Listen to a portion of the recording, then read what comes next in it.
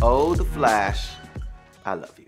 So I know a lot of you in my previous videos have been asking me where I get my geek apparel from. Right now I'm rocking a One Punch Man tank top, love it. They have a ton of stuff on this website. Comic book, anime, gaming, apparel, you name it, they have it more than likely. I'll leave the link in the description box for designedbyhumans.com so you guys can check it out. What's going on, guys? It's Adonis. Just got finished reading The Flash Rebirth issue #1.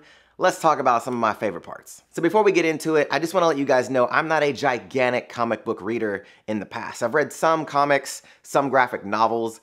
So in this, I just want to take it as a brand new comic book reader. So I would love your guys' input on things that I can go back to reference if there's any Easter eggs. I would really like your guys' support in that space because I would love to learn more about these characters as I go through the Rebirth series. So let's get into it. Now, the way this starts out is actually so dope because it's literally a copy of what happened to the Flash when he was a kid. Barry is a forensic scientist. He's at a scene of a crime that actually is identical to the one that his mom was in when he was a kid. Cool little Easter egg in there. You see Barry standing looking down, listening to other officers, and you see the Flash kind of shadow and behind him. It could be the Flash shadow, it could be Zoom, it could be this new speedster that's running around. But I thought that was an awesome start of this series. I thought I was like, yo, this is really sick. Now, as far as where it takes place in the DC Rebirth series, the universe of this, it seems like it takes place prior to the DC Rebirth issue #1. And the reason why I'm saying that is Barry's kind of having these flashbacks. He sees Wally, but he doesn't really know what it's referencing. And this is like at the crime scene afterwards, when he leaves the crime scene and he's talking to one of the detectives. And then you see like it's this weird looking speedster, really interesting. And he's like, I'm gonna kill them all, Barry. And for me, I was like, yo, who is this dude? Like, he looks sick already. He looks super dope already. I'm pretty sure a lot of you guys already know who this person is. I don't know yet. I'm trying to stay away from spoilers, but if you guys want to let me know, you can let me in the comments. He has these weird flashbacks of Zoom and he kind of freaks out for a second. You see him kind of choking nothing in midair, but he's really thinking that he's choking him out at the moment. So he has these real weird freak out moments. And he actually thinks that the Speed Force is giving him the ability to see the future. But really, I really think it has a lot to do with Wally and him trying to contact Barry or kind of go through the Speed Force before kind of the DC Rebirth actually happens. Some of the other cool things that I liked was, the part where he was talking to his dad and he was talking about, hey, how you should probably have some of these guys run tests on the Speed Force. And he was like, no, we've already had kind of an agreement that Star Labs and Argus will not actually do testing on the Speed Force. So that was really interesting. I wonder why, but I kind of don't wonder why. And you can tell that Barry's like super uneasy. He doesn't really understand what's going on. He can't really put his finger on why he feels the way he feels.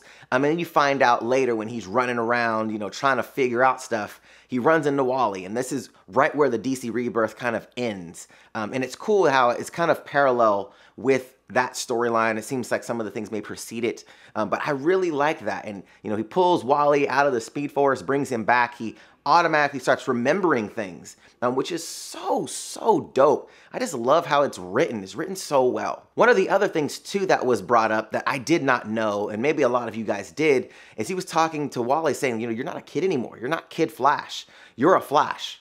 And he was like, you know what, you need to get you a new costume. And he was like, yeah, I'll go into the Speed Force and have it create one for me. Did not even know that. That's super dope. Had no idea the Speed Force had the ability to create a suit.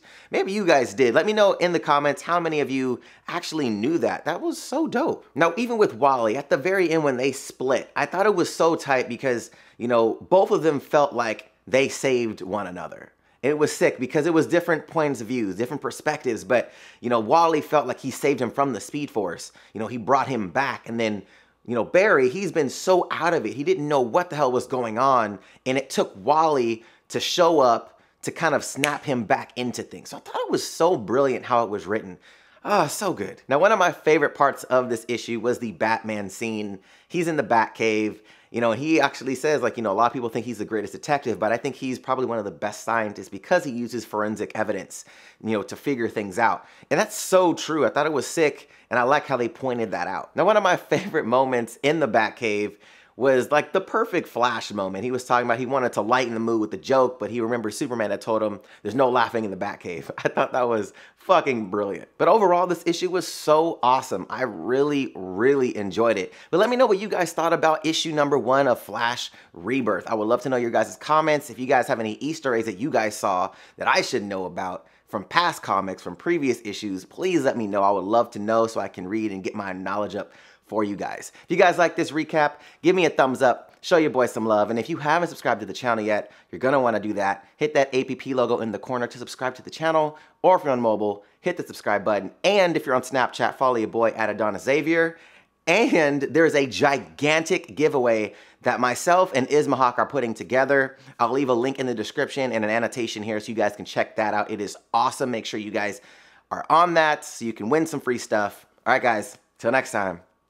See you later.